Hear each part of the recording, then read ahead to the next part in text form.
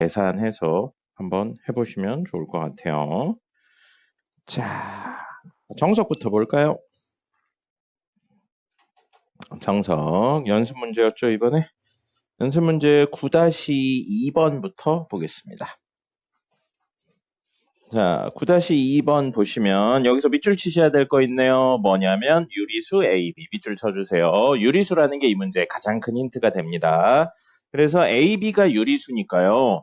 X제곱 플러스 AX 플러스 B는 0이고 AB 유리수라 한 근이 3 마이너스 루트 5고 또 다른 근을 알파라고 했을 때 두 근의 합이나 두 근의 곱을 근과 계수와의 관계로 표현한다면 뭐가 되는 거예요? 마이너스 A, B가 돼요. 근데 이게 뭐라고요? 유리수고 이게 유리수잖아요. 그럼 어떤 무리수에 더하거나 곱해서 유리수를 만드는 건 유일하게 뭐밖에 없다고 그랬어요? 켤레 형태밖에 없다고 그랬죠. 그래서 또 다른 한 근이 뭐일 수밖에 없는 겁니까? 3 플러스 루트 5일 수밖에 없어요. 됐죠? 이거 뭐 때문에 이렇게 된다고요? 개수가 유리수기 때문에 생기는 일인 겁니다. 개수가 유리수 아니고 실수라고 나오면 한 근이 3 마이너스 루트 5다, 3 플러스 루트 5다라고 하시면 안 돼요. 그래서 이거 해서 근과 계수의 관계로 A값, B값 찾으시면 되겠습니다. 어디 갔을까요? 선생님, 필통이, 여기 있구나. 여기 있네요. 그랬고요. 그 다음에 밑에 있는 문제요. 그 다음 문제인 9-3번 같은 경우에 여기서 문제의 그럼 포인트는 뭐겠어요? A, B가 무엇이다? 실수답니다. 그럼 똑같이 이야기를 놓고 본다면 문제에 한 근이 1 플러스 2i잖아요. 한 근이 1 플러스 2i고 또 다른 근을 알파라고 놓으면 둘을 더해도 둘을 곱해도 결과물이 여기서는 A, 여기선 B가 나와야 되는데 A, B가 실수라는 거죠. 그럼 어떤 허수에 더하거나 곱해도 실수를 만들어주는 건 유일하게 뭐밖에 없다고요? 켤레밖에 없습니다. 그래서 또 다른 근이 1 마이너스 2i가 된다는 거죠. 됐죠? 그럼 근 두 개 나왔으니까 근과 계수의 관계로 A랑 B를 구하실 수 있을 겁니다. 됐고요. 그 다음에 9-5번입니다. 9-5번 보시면 x에 관한 2차 방정식의 두 실근의 절대값의 합이 7이다 라고 되어 있어요. 식부터 적어볼까요? 2x제곱 마이너스 6x 마이너스 k는 0에 두 근을 알파, 베타라고 해볼게요. 자, 그럼 우리 알 수 있는 건 두 근의 합은 얼마가 되냐면 3이 되겠네요. 마이너스 a분의 b. 두 근의 곱은 마이너스 2분의 k가 됩니다. 근데 문제에서 표현된 건 절대값의 합이래요. 두 근의 절대값의 합이니까 식으로 표현하면 어떻게 되냐면 알파의 절대값 더하기 베타의 절대값이 됩니다. 됐죠? 자, 여러분 절대값 나왔네요. 절대값 문제 어떻게 푼다고 그랬어요? 절대값 벗겨야 돼요. 절대값 벗기는 방법 뭐라고 그랬어요? 가장 정석적이고 기본적인 방법. 절대값 안에가 양일 때 음일 때 생각하는 겁니다. 그럼 물어보죠. 알파 양인가요? 음인가요? 알 수 없나요? 현재 내용만으로. 알 수 없습니다. 알 수 없어요. 이 내용만으로는 알파가 양인지 음인지에 대해 전혀 알 수가 없습니다. 그죠? 그러면 얘가 양수일 수도 있고 음수일 수도 있다는 가능성을 둘 다 열어놔야죠. 똑같은 이유로 베타도 양수일 수도 있고 음수일 수도 있는 거예요. 뭐예요? 케이스를 나눴다고요. 그럼 케이스가 둘이니까 총 4개 있는 거예요. 양수, 양수든지, 양수, 음수든지, 음수, 양수든지, 음수, 음수든지. 총 이렇게 4개 케이스가 있는 겁니다. 그럼 만약에 둘 다 양수라면 사실 이 친구는 뭐가 되냐면 그대로 나오는 게 되는 거죠. 이 친구가 음수라면요. 얘는 그대로 나오고요. 양수니까 얘는 마이너스를 달고 나오게 되는 겁니다. 그럼 이렇게 되면 마이너스 달고 나오고요. 그대로 나오고요. 이렇게 되면 둘 다 마이너스를 달고 나오는 거죠. 혹시 이 문제를 푸시는데 케이스를 안 나눴다. 중등에서 멈춘 겁니다. 중등은 케이스 나누는 문제가 없어요. 고등은 이럴 수도 있고 저럴 수도 있고를 생각하셔야 되는 거예요. 이게 중등하고 고등의 가장 큰 차이입니다. 그래서 여러분들이 이걸 보시고 절대값을 벗겨야 되는데 어떡하지? 내가 알고 있는 방법은 뭐지? 였을 때 기본적인 정석적인 방법으로 양음으로 나눠서 푸시는 겁니다. 뭐 지금은 편의상 이렇게 양음 썼는데 원래는 0보다 크거나 같을 때 0보다 작을 때 이걸로 다 바꿔 쓰셔야죠. 자, 이렇게 된다면 지금 문제에서 이게 얼마라고 되어 있어요? 절대값의 합이 7이라고 되어 있죠. 그럼 이게 7이라고요. 이게 7이라고요. 이게 7이라고요. 이게 7이라고요. 이거 왜 알파라고 적었나요? 베타인데. 자, 그러면 알고 있는 건 알파 더하기 베타가 3이라고 했죠. 그럼 알파 더하기 베타가 7이다. 모순이네요. 더한 결과물이 어떻게 3이면서 7이에요. 그리고 이것도 모순이에요. 왜냐하면 이건 마이너스로 묶으면 알파 더하기 베타잖아요. 알파 더하기 베타 3이잖아요. 마3은 7이다. 역시 모순이죠. 그럼 이거 아니면 이게 되는 거예요. 그럼 케이스가 두 개 남는 거죠. 알파 마이너스 베타가 7이던지 마이너스 알파 더하기 베타가 7이던지로 두 개의 케이스로 나뉘는 겁니다. 그럼 이 두 개의 케이스랑 케이스 상관없이 늘 성립하는 이 얘기요. 알파 더하기 베타가 3이다 하면 둘을 더하시면 2알파가 10이네요. 그럼 알파 얼마예요? 5가 되겠죠? 베타는 얼마가 돼요? 마이너스 2가 됩니다. 그럼 이번엔 이쪽으로 간다면 둘을 더하면 2베타가 얼마예요? 10이죠? 그럼 나왔네요. 베타가 5고요. 이번엔 알파가 마이너스입니다. 근데 알파 베타는 선생님이 편의상 넣은 거고 사실 두근이 5 마이너스 2다랑 두근이 마이너스 2, 5다. 같은 이야기죠. 문제 알파 베타에 뭔가 다른 가중치를 주지 않았잖아요. 그러니까 결국 여기선 두근의 값은 마이너스 5와 2다라는 똑같은 결론이고요. K 물어봤고요. 알파 곱하기 베타는 이 케이스던 이 케이스던 마이너스 10이네요. K는 얼마예요? 20이네요. 어느 케이스든지. 됐죠? 이렇게 절대값 나오면 어떻게 한다고요? 벗기셔야 돼요. 절대값 벗기려면 안에 있는 친구가 양인지 음인지 판단하고 알 수 없으면 케이스를 나누는 겁니다. 양이 명확하면 양으로 가는 거고요. 됐죠? 사실 이 마지막 케이스는 해볼 필요가 없긴 했었어요. 둘 더했는데 3 나왔죠? 둘 다 음수일 수가 없습니다. 그래서 사실은 안 하셔도 되는데 그냥 했어요. 그래서 이런 생각들을 하시면서 케이스, 경우를 좀 줄여나가시면 되겠습니다. 됐죠? 절대값 문제 선생님이 뭐라고 그랬어요? 어려운 게 아니라고 그랬어요. 귀찮은 겁니다. 케이스를 나눠야 되니까 귀찮은 것 뿐이에요. 귀찮은 걸 못 풀면 안 됩니다. 자, 9-8번에 보겠습니다. 9-8번 보시면 이렇게 되어 있는데 P가 정수다라고 되어 있고요. 사실 이 문제는 지금은 못 풉니다. 왜냐하면 2차 부등식 문제라서 그래요. 그래서 P가 얼마인지 보여드릴 테니까 그 이유부터 생각하시면 되겠습니다. 자, 우선 9-8 보시면 x제곱 플러스 2px 플러스 3p제곱 마이너스 9p 더하기 9는 두근을 알파 베타라고 놓을 겁니다. 그럼 우선 알 수 있는 거 놓고 보면 두근의 합은 마이너스 2p고요. 두근의 곱은 3p제곱 마이너스 9p 더하기 9가 됩니다. 자, 근데 문제에서 서로 다른 두 실근이 존재한대요. 그냥 실근도 아니고 서로 다른 두라는 표현까지 썼어요. 뭐예요? 판별식 D가 0보다 크다는 이야기입니다. 그래서 판별식 D를 쓰면 B요. B제곱 마이너스 4, A는 1이니까 생략, C, 3P제곱 마이너스 9P 더하기 9고요. 이게 0보다 커요.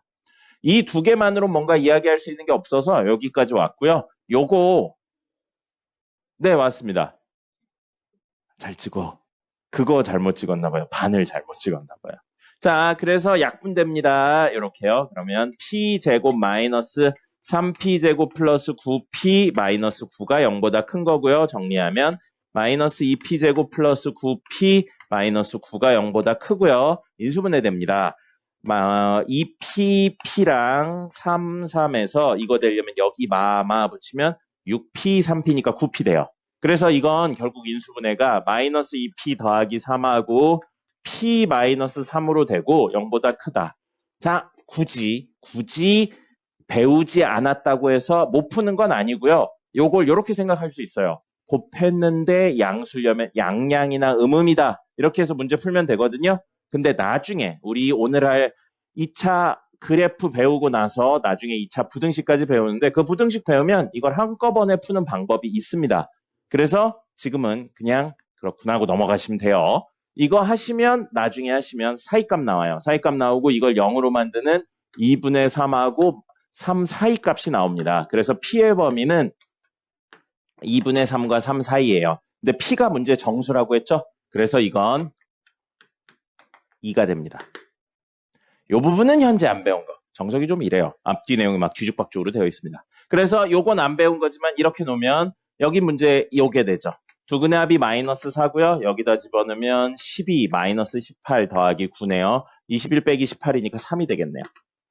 그래서 두근의 합과 곱이 얼마인지를 이걸 통해 구할 수 있다는 겁니다. 그럼 문제에 이제 나와 있는 알파 세제곱 1번에 나와 있는 알파 세제곱 마이너스 알파 제곱 베타 그 다음에 마이너스 알파 베타 제곱 더하기 베타 세제곱 이 친구를 알파 더하기 베타와 알파 곱하기 베타 또는 알파 마이너스 베타랑 알파 제곱 더하기 베타 제곱으로 표현하는 게 우리 목적이 되는 겁니다. 그럼 얘는 두 개씩 끊어서 해볼게요. 알파 제곱으로 묶으면 알파 마이너스 베타죠? 나왔어요. 그럼 이것도 공통인 인수 묶으려고 마이너스 베타 제곱으로 묶어볼게요. 그럼 알파 마이너스 베타 공통인수 생겼죠. 그럼 알파 마이너스 베타로 묶으면요. 알파 제곱 빼기 베타 제곱이고요. 그럼 요건 알파 마이너스 베타, 알파 마이너스 베타, 알파 플러스 베타요. 아이고 알파 플러스 베타 나왔네요. 그럼 이 친구를 덧셈과 곱셈으로 표현하면 되는데 얘가 알파 마이너스 베타 전체의 제곱이죠?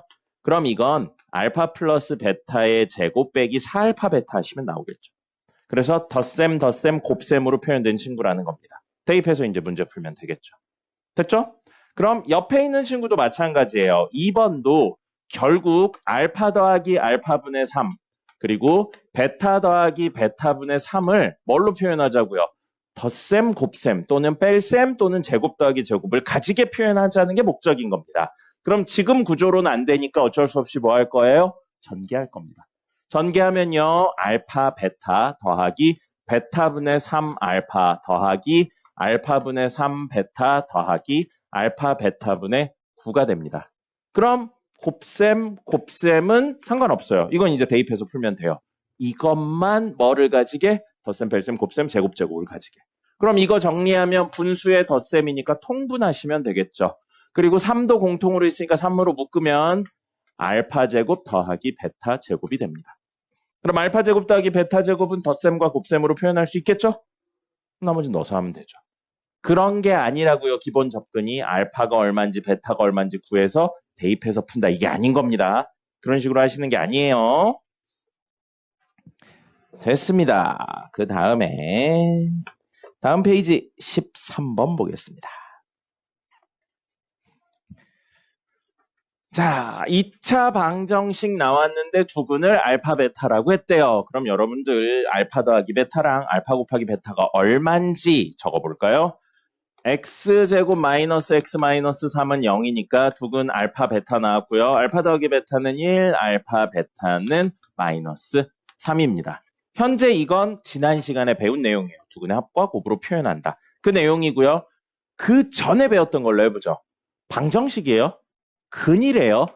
뭐예요? 대입했을 때 성립한다죠. 그래서 알파를 대입한 알파 제곱 마이너스 알파 마이너스 3은 0이 당연히 성립하고요. 베타 제곱 마이너스 베타 마이너스 3도 0이 당연히 성립합니다. 이건 숨어있는 내용이에요. 너무 당연해서. 됐죠? 자, 그랬는데 문제에서 뭐 구하라고 했냐면요.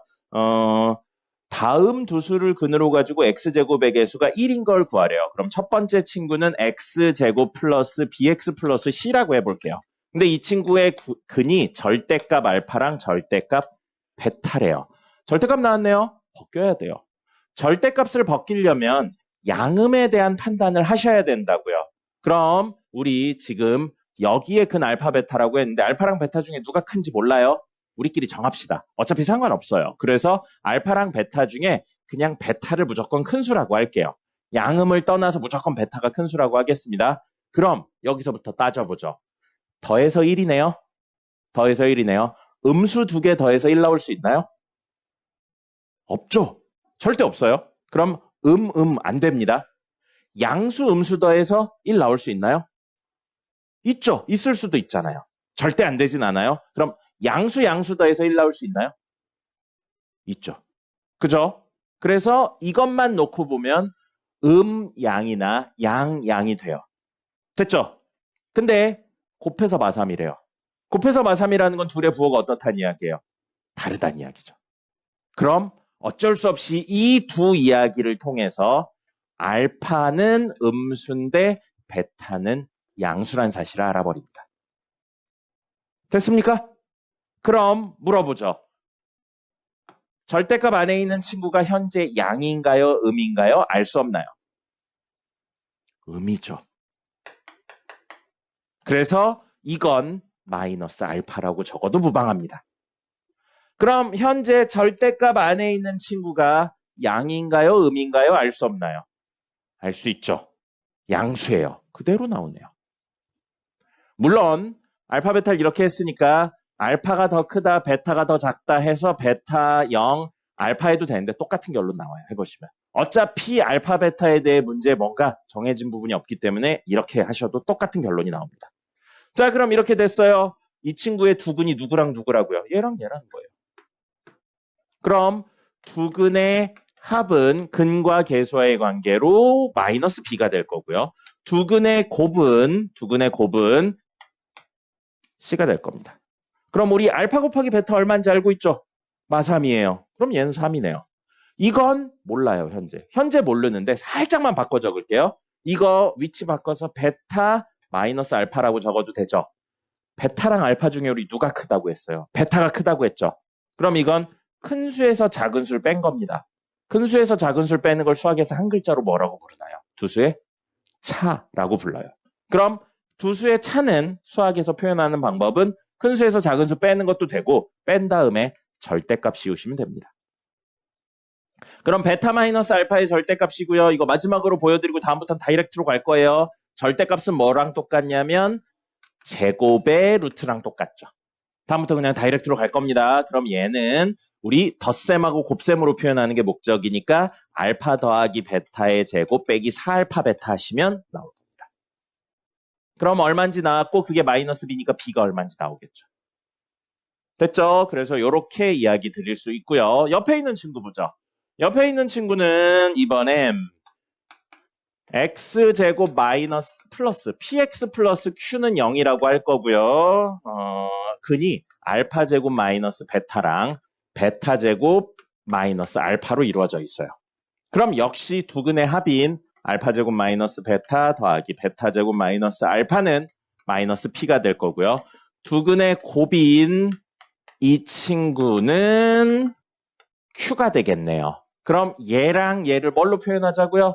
덧셈, 곱셈, 혹은 뺄셈, 혹은 제곱 더하기 제곱으로 표현을 해보자는 겁니다. 그럼 이건 다이렉트로 됐네요. 알파 제곱 더하기 베타 제곱 있고요. 제곱 더하기 제곱. 그다음에 빼기로 묶으면 알파 더하기 베타죠. 그럼 이것만 곱셈하고 덧셈으로 표현하면 되겠네요. 이거 표현할 수 있죠? 알파 더하기 베타의 제곱 빼기 2알파 베타요.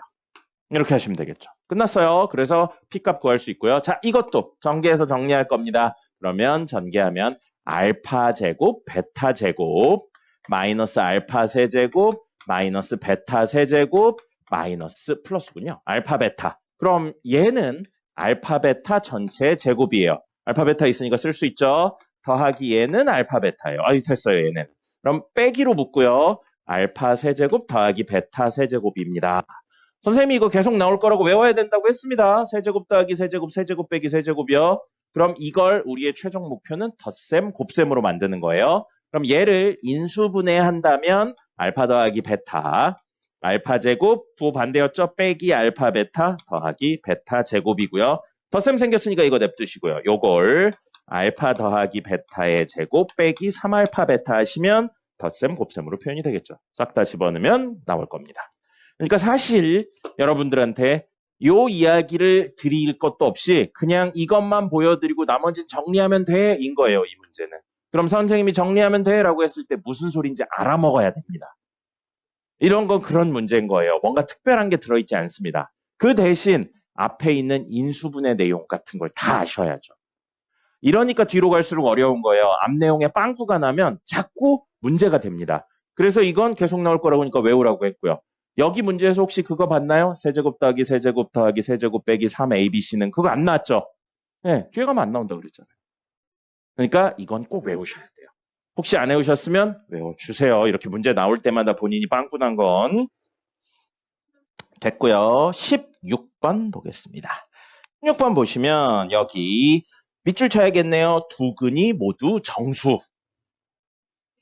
정수래요, 정수. 이거 아마 높은 확률을 이렇게 어떤 친구들이 정수다, 자연수다 이런 거 나오면 부정방정식이 될 확률이 높죠. 그래서 x제곱 플러스 mx 마이너스 12는 0이라고 되어 있고요. 그럼 알파 베타가 근인데 알파 베타가 정수라고요.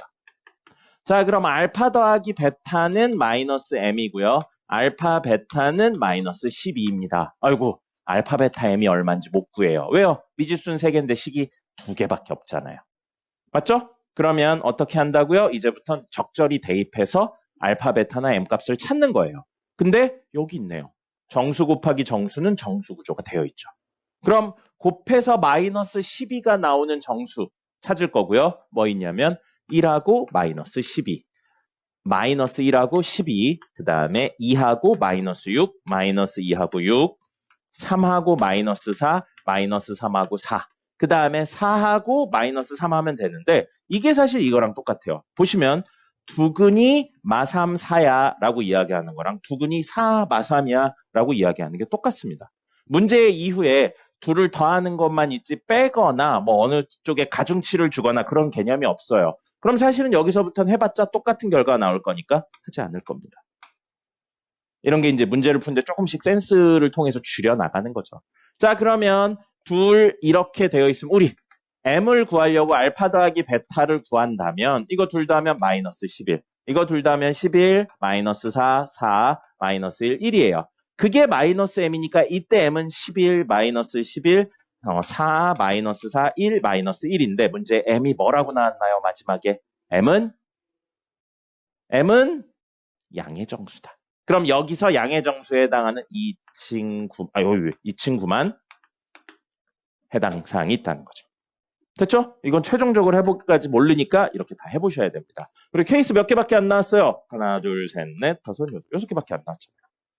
그죠? 그럼 6개면 적절한 선인 겁니다. 만약에 이걸 밑에 것까지 하면 12케이스가 나오거든요. 뭔가 이상함을 느끼셔야 돼요. 케이스가 너무 많네. 10개 넘어가면 너무 많은 겁니다. 6개 넘는 것도 거의 안 나와요. 있긴 있어요, 근데.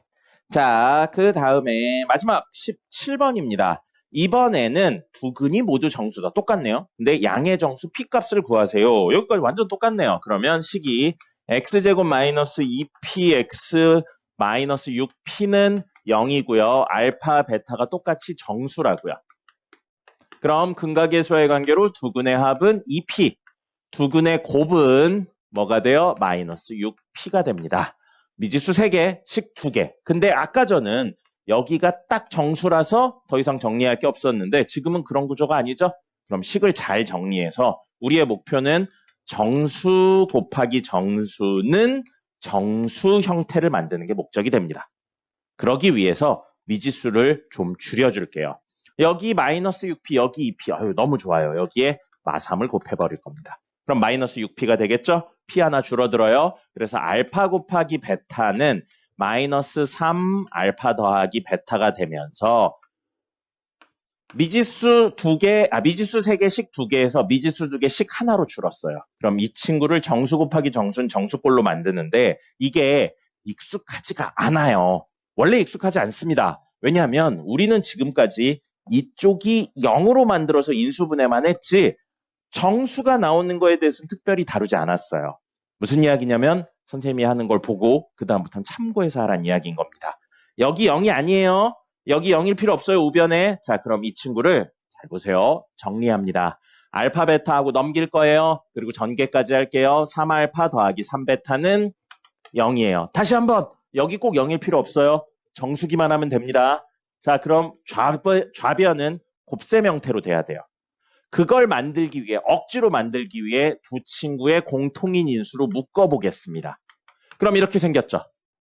그럼 현재 뒤에 3베타가 있는데 이 친구가 이 친구랑 묶였으면 좋겠다고요. 그래야 정수 곱하기 정수 이 형태를 만들 거 아니야. 그럼 얘가 뭘 가지고 있으면 좋겠냐면 알파를 인수로 가지고 있던지 베타 더하기 3을 가지고 있으면 좋겠는데 구조상 알파를 가질 수는 없겠죠. 그럼 얘를 억지로 베타 더하기 3을 가지고 있다로 바꿔버리는 거예요. 그럼 3베타인데 이렇게 되려면 베타의 개수가 얼마여야겠어요? 전개했을 때. 3이 되려면. 여기 밖에 얼마가 있어야 돼? 3이 있어야겠죠. 됐습니까? 그럼 지금 이걸 억지로 만들기 위해 이 짓을 했는데 해놓고 보니까 3베타는 됐어. 근데 얼마가 더 있어? 9가 더 있죠. 없던 9를 억지로 사실은 더해서 만든 거예요. 그럼 없던 9를 더했으니까 좌변에서 빼던 우변에 더해주시면 하면 되겠죠. 우리 인수분해할 때 우변에 뭘 더하는 행위 이런 거 안 했어요. 우변이 0이어야 되니까. 근데 지금은 목표가 정수기만 하면 되니까 이렇게 해도 됩니다. 그럼 9가 우변이고요. 베타 더하기 3 억지로 만든 거죠. 묶으면 남는 건 알파 더하기 3입니다. 보기 좋게 조금만 바꿀게요. 알파 더하기 3, 베타 더하기 3은 9예요. 그럼 이거 정수, 3 됐으니까 정수. 정수 곱하기 정수는 정수. 원하는 형태가 된 거죠.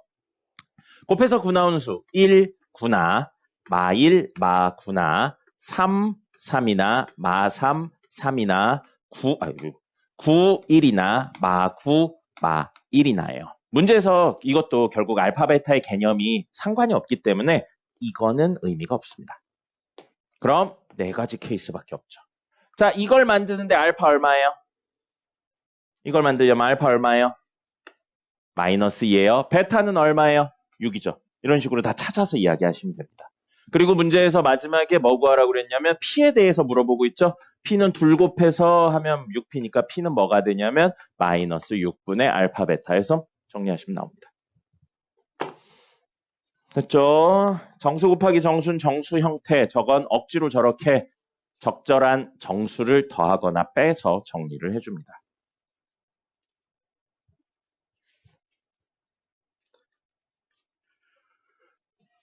됐습니다. 적으시고요. 부교재 문제 좀 풀어드려보죠. 부교재 156번입니다. 부교재 156번. 학교 시험 문제 이 정도 난이도 선까지는 나옵니다. 실제로 나왔었고요. 2차 방정식 x제곱 마이너스 px 플러스 q는 0에 두 근이 알파 베타다라고 되어 있어요. px 플러스 q는 0에 두 근이 알파 베타니까 알파 더하기 베타는 p고요. 알파 베타는 q가 됩니다. 자, 이게 기본적으로 있는데 문제에 나 조건부터 우선 집중해 볼게요. 나 조건에 뭐라고 나와 있냐면 알파 그리고 베타는 세 개의 양의 약수를 가진대요. 이거 해석을 하셔야 돼요. 혹시 이게 무슨 뜻인지 알 수 있을까요? 소수가 뭡니까? 약수의 개수에 따른 소수. 뭘 보고 소수라고 그러죠? 약수의 개수가 몇 개면 소수예요? 맞아요. 2개면 소수입니다. 약수의 개수가 1개인 걸 뭐라고 불러요? 그래요. 1이라고 부르죠? 합성수는 뭐였나요? 대답 좀 해줘. 합성수는 뭐였어요? 약수의 개수가 3개 이상인 친구입니다. 근데 조금만 더 생각해 보면요. 약수는 결국 곱해서 어떤 수를 만드는 그 곱셈에 해당하는 친구들이기 때문에 우리 초등학교 때 12의 약수를 구하세요. 그럼 소인수분해 하기 전에 제일 작은 거 쓰고 얘랑 곱해서 나올 수 있는 거 적고 그 다음 거 적고 얘랑 곱해서 나올 수 있는 거 적고 그 다음 거 적고 얘랑 곱해서 나올 수 있는 거 적고 그 다음에 이렇게 했는데 겹치네? 그러면 안 쓰고 뭐 만약에 그러고 5 했는데 5분의 10이면 없으니까 안 쓰고 이런 식으로 해서 했었죠. 이 두 개를 곱하면 얘가 나온다고요. 뒤집어 말하면 약수는 짝수게 나오는 게 일반인 겁니다. 둘 곱해서 원래수, 둘 곱해서 원래수 이런 구조니까. 근데 지금 몇 개 있대요? 지금 몇 개 있대요? 3개 있대요. 왜일까요? 승민 씨? 왜일까요? 3개 이상이니까 합성수 맞죠? 그럼 왜 기본적으로 짝수게 있는 게 일반인데 3개 있게 된 이유가 뭘까요? 어떤 친구는 이걸 곱했더니 자기 자신하고 똑같이 곱해서 특정값이 나왔기 때문입니다.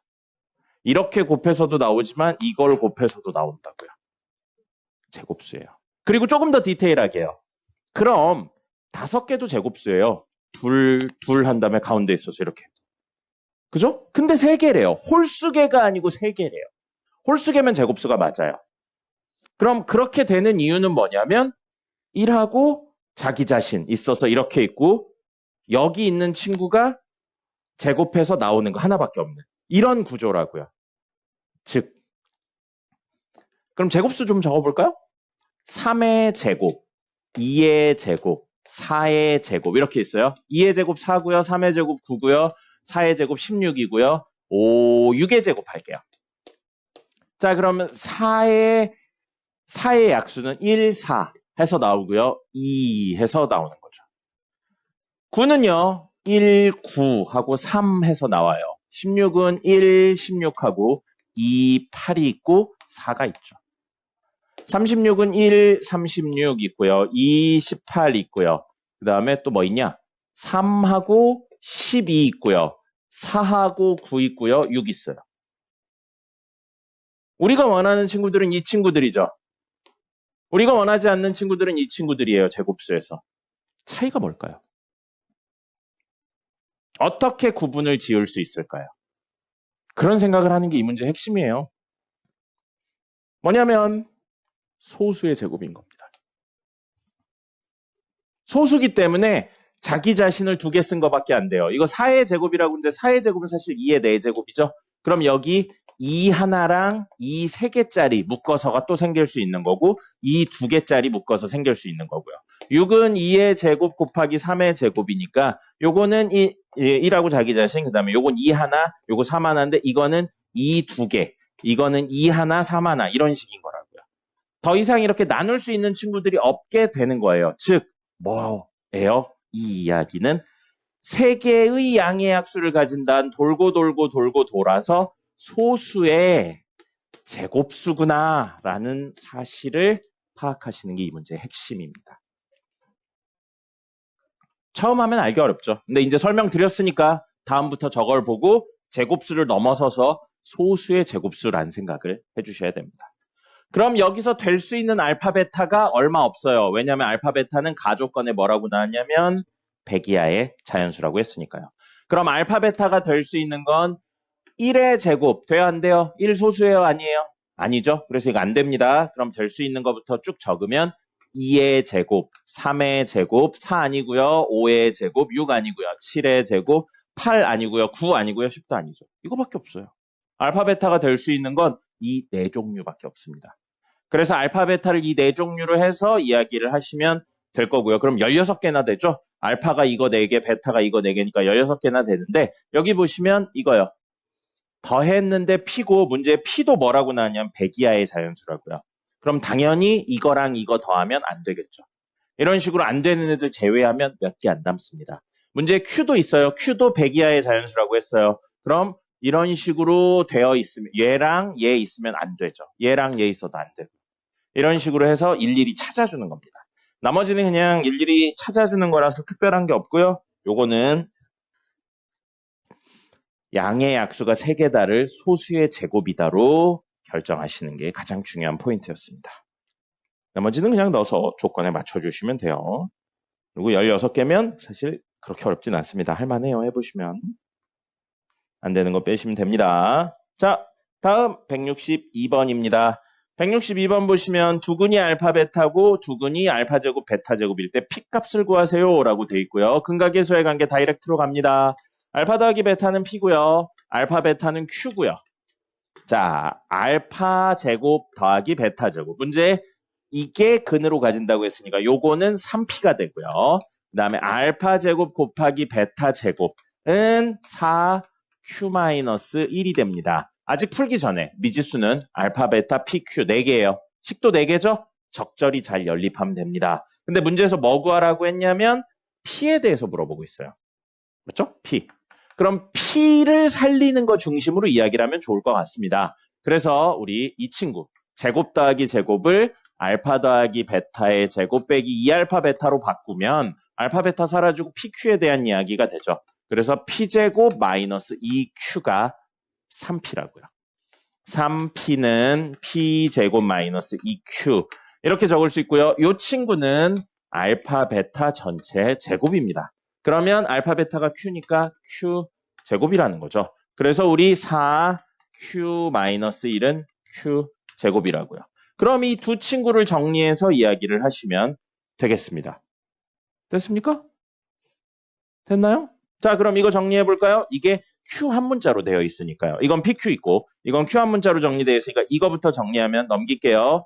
Q제곱 마이너스 4Q 더하기 4는 0이죠. 아이고, 인수분해 되네요. Q 마이너스 2의 제곱은 0이니까 Q는 얼마?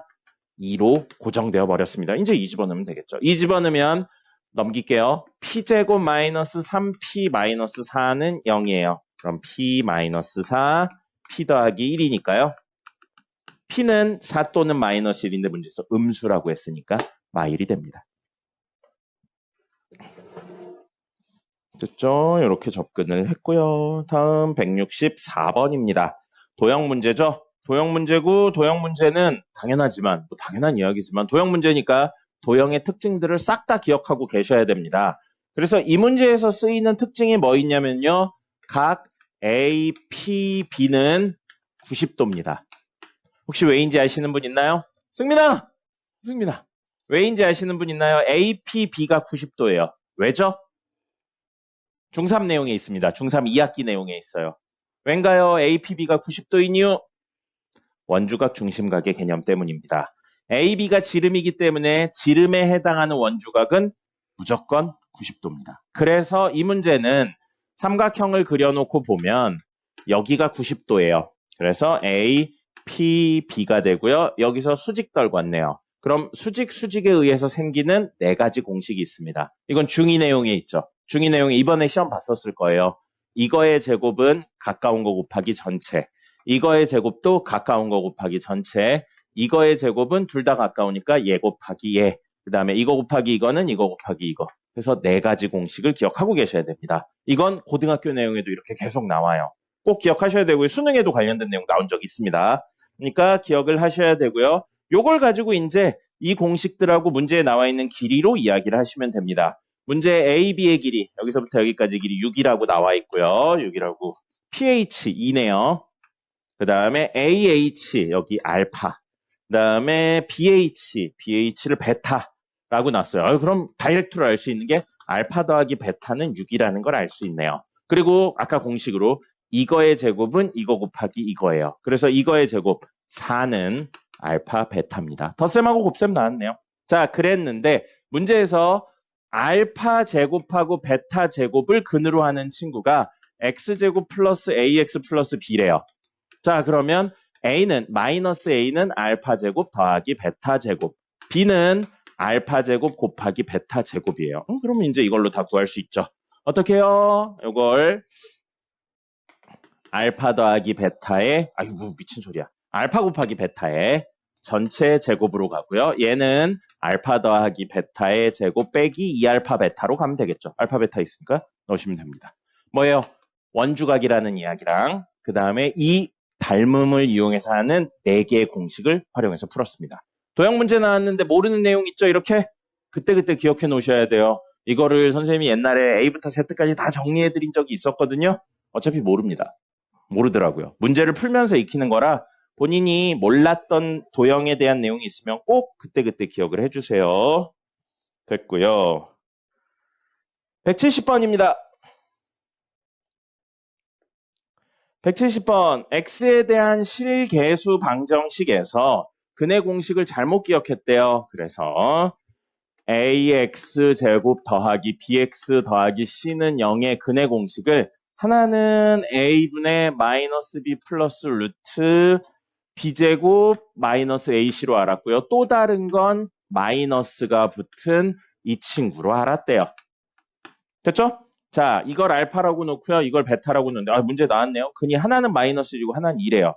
그럼 여기 플러스 붙어 있는 친구가 더 큰 수겠죠? 그래서 얘가 2고요. 얘가 마이너스 1이라는 겁니다.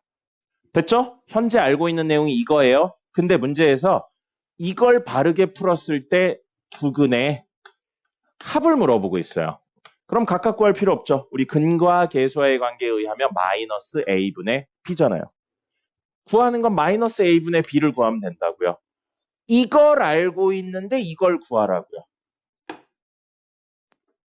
어떻게 하면 되겠습니까? 둘을 어떻게 하면 이걸 구할 수 있을까?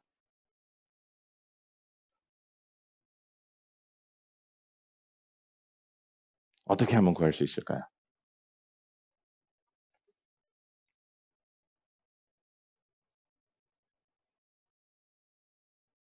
대답해줘요. 어떻게 하면 구할 수 있을까요? 그럼 물어볼까요? 지금도 물어보고 있었네요. 물어보죠. 이식 썼나요? 이 문제 풀면서? 이렇게도 안 썼나요? 반성해야 됩니다. 문제를 봤는데 정리조차 하지 않고 모른다로 넘어가셨으면 반성하셔야 돼요. 여러분 방탈출 카페 같은 거 가본 적 있습니까? 없나요? 추리소설이나 추리물 같은 거 보면 어떤 힌트를 가지고 이야기를 전개해 나가죠. 근데 이런 기본적인 힌트나 이야기도 안 써놓고 문제를 풀려고 그러면 말이 안 되죠. 여러분들은 이 문제를 보셨을 때 풀든 못 풀든 이거는 적고 구하고자 하는 게 이거구나까지는 적으셨었어야 돼요. 이 정도도 안 적으셨으면 사실은 공부를 안 하고 계시는 겁니다. 선생님이 풀어주는 것만 열심히 받아 적을 거면 뭐하러 공부를 하러 학원에 옵니까? 선생님이 그냥 모든 문제 풀어드리고 영상만 보고 말죠. 이런 걸 하실 수 있어야 처음 보는 문제를 봐도 풀 수 있는 거예요. 자, 그럼 힌트를 적어드렸어요. 둘을 어떻게 하면 이거 또는 이거에 관련된 걸 구할 수 있을까? 생각해 보세요. 10초 드릴게요.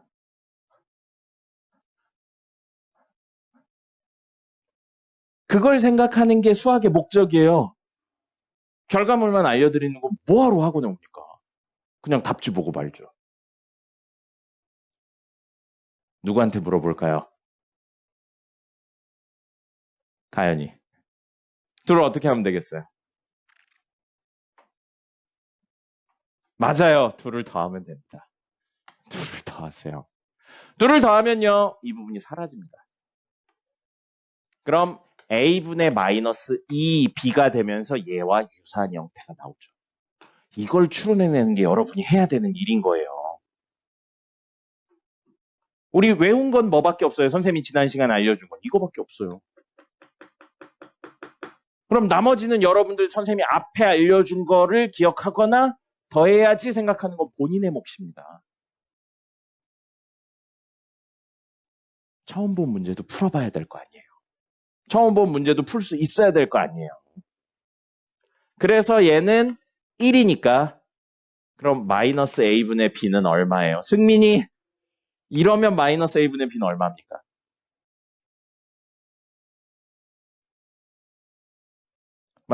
이럴 때 마이너스 a분의 b는 얼마예요? 그렇죠. 2분의 1이에요. 여러분, 이 문제 정말 읽었는데 어떻게 할지 몰라 그리고 아무것도 안 적었다면 선생님 수업이 사실은 의미가 없는 수업인 겁니다. 반성해야 돼요, 정말로. 선생님이 문제 풀어주는 거 열심히 받아 적는 게 의미가 있는 게 아니에요. 똑같은 문제인데 다른 걸 물어보면 처음 보는 문제라고 안 풀 겁니까? 아니죠. 이런 생각들을 하셔야 된다고요. 알겠죠? 쉬었다가 진도 나가죠. 외워야 되는 내용들이 있어요. 지금 하는 내용의 외에는 공수2 할 때 할 겁니다. 공수2 할 때 할 거니까 그냥 받아들이고 활용하는 데 오늘은 집중하도록 하겠습니다. 그래서 그거 내용들을 다 적고요. 이따가 프린트를 드릴 테니까 프린트에 그래프 그리는 것까지 이야기를 해볼 거고 칸이 조금 부족한 것 같기도 하더라고요. 혹시 쓰시다 칸 부족하면 여기 종이 있으니까 여기다 하시고요. 글자 너무 크게 적지 않으면 충분히 적으실 수 있을 겁니다. 자, 오늘 이야기는 다시 한번 이야기 드리는데 외는 나중에 할 겁니다. 혹은 안 하든지요. 그냥 받아들이고 활용한다에 집중을 해서 오늘 이야기를 보시면 돼요. 자, 첫 번째 할 거는 점, 도형의 평행 대칭이동입니다.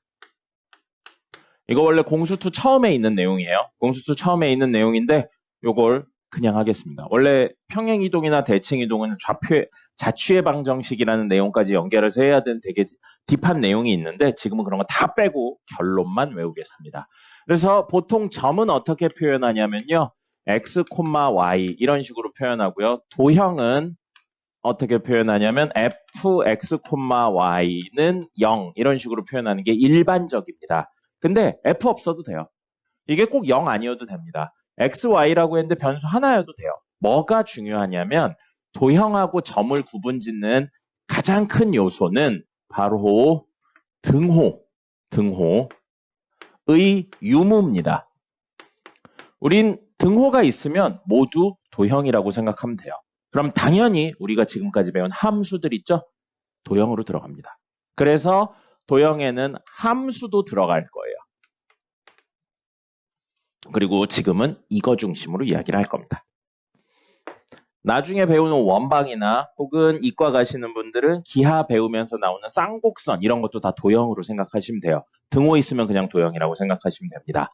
자, 그래서 X축으로 P만큼 Y축으로 Q만큼 이동할 거예요. 근데 두 개를 나눠놨죠? 도형하고 점을 이동하는 경우 있습니다. 점을 이동하면 A, B라는 점이 있었는데 X축으로 P, Y축으로 Q만큼 평행이동해요. 그림상으로 만약에 여기쯤 A, B가 있었어요.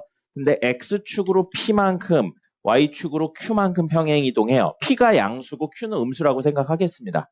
그럼 이렇게 되면 이 친구의 좌표는 뭐가 되냐면 A 더하기 P, B 더하기 Q가 돼요.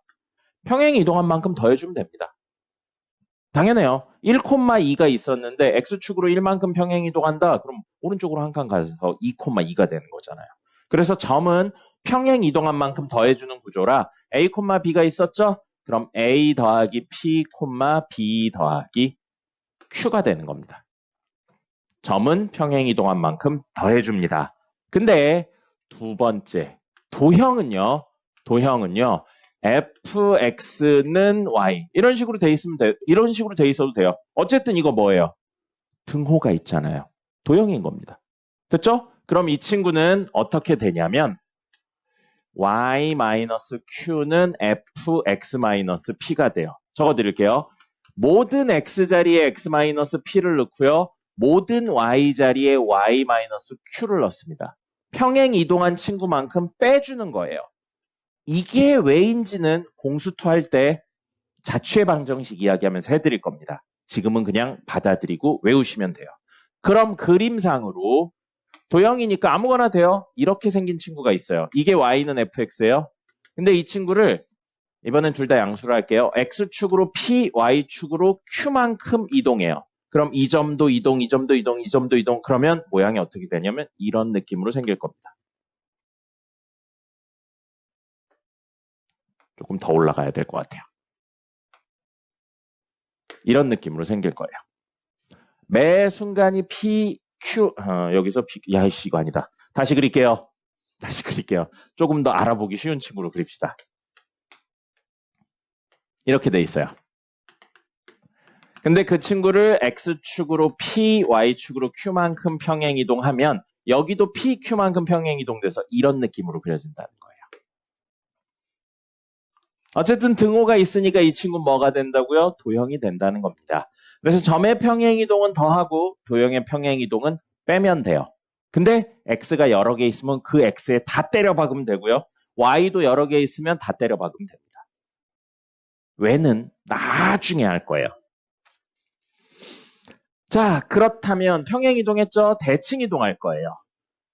대칭이동은 원래 역시 깊은 이야기가 있거든요. 근데 지금 필요한 건 그게 아니니까 뭐라고 생각하시면 되냐면요.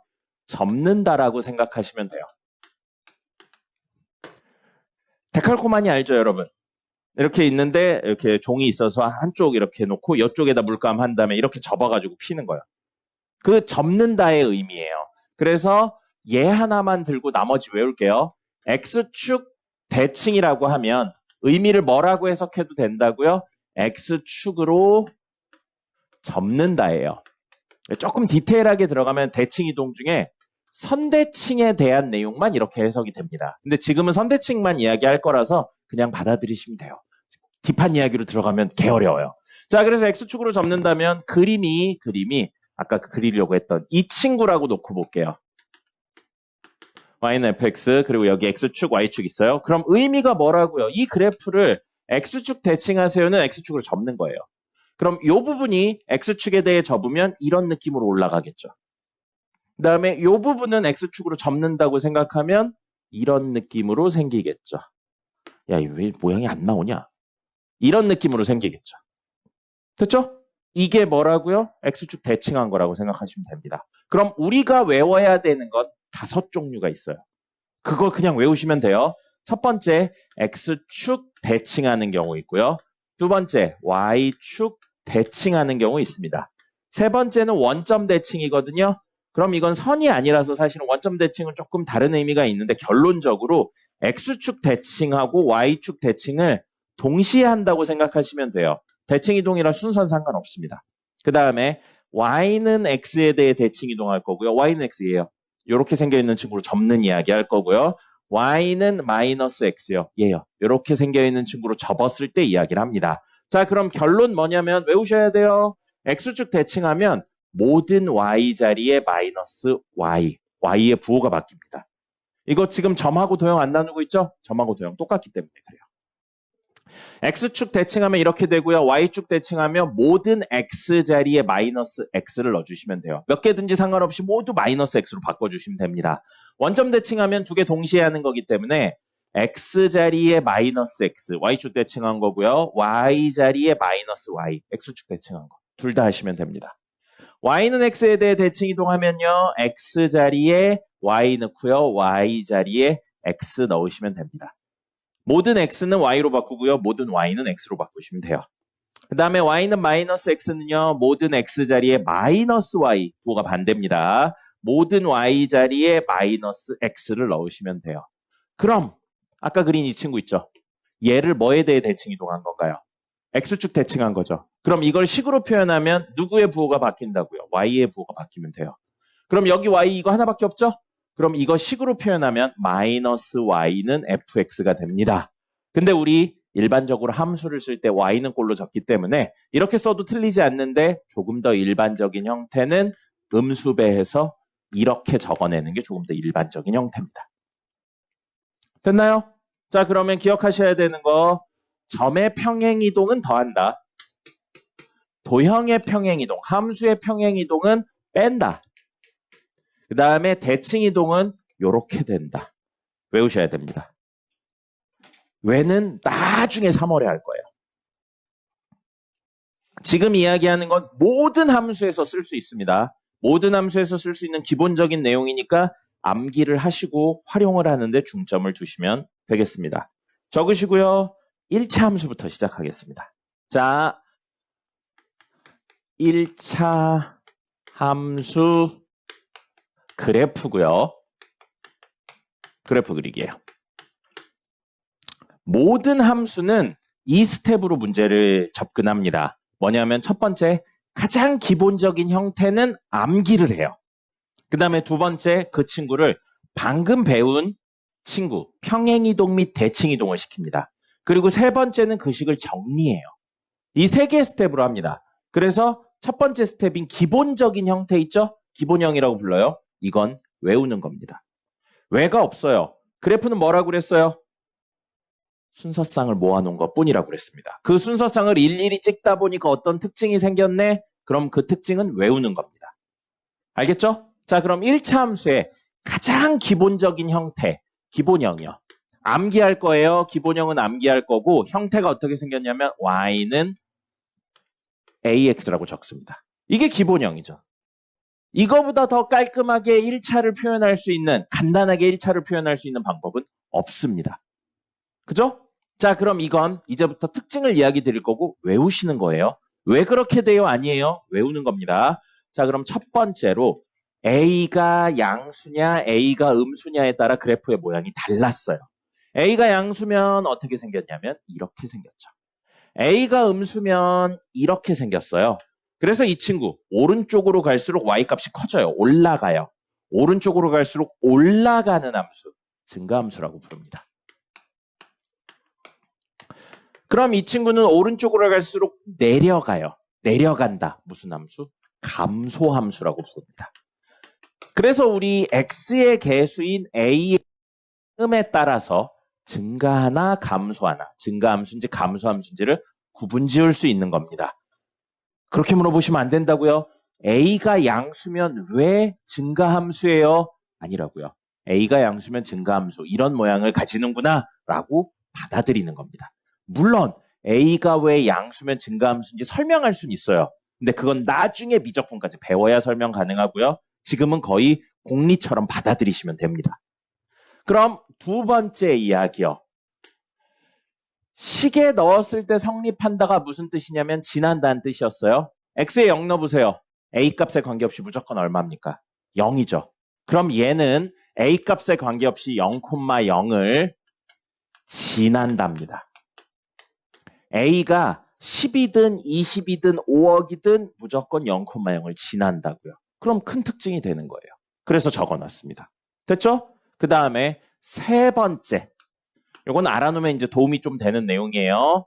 a의 절대값에 대해 양음으로 나눠져 있으니까 동시에 표현하려고 이렇게 했습니다. a의 절대값이 클수록 그래프가 y축에 가깝습니다. 이렇게 그래프의 특징까지 이야기를 해줬어요. 예를 들면요. 이렇게가 y는 x예요. 그럼 y는 2x는 어떻게 되냐면 이거보다 더 타이트하죠. 그럼 y는 4분의 1x는 어떻게 돼요? 눕죠, 더. 절대값이 클수록 y축에 가까워지고 있잖아요.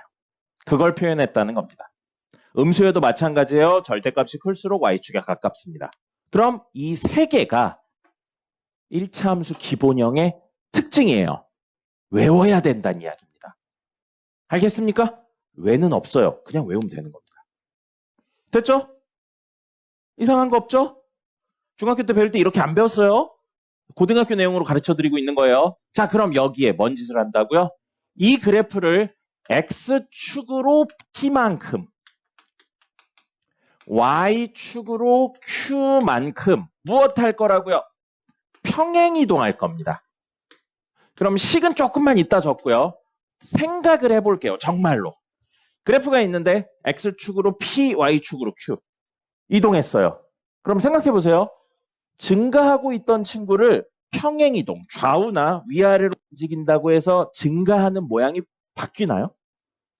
증가한다는 행위, 오른쪽으로 갈수록 올라간다는 행위가 좌우나 위아래로 움직였을 때 바뀌어요, 안 바뀌어요? 안 바뀌죠. 그럼 a가 양수일 때 증가함수인 건 평행이동을 해봤자 영향을 못 줍니다. 그럼 뭐라고 생각하는 거예요? 1번을 그대로 쓰면 되겠죠. 1번, a가 0보다 크면 증가함수. a가 0보다 작으면 감소함수. 외운 거 그대로 적용하는 거예요. 그 다음에 두 번째, 0,0. 자, 이거 점이에요, 도형이에요?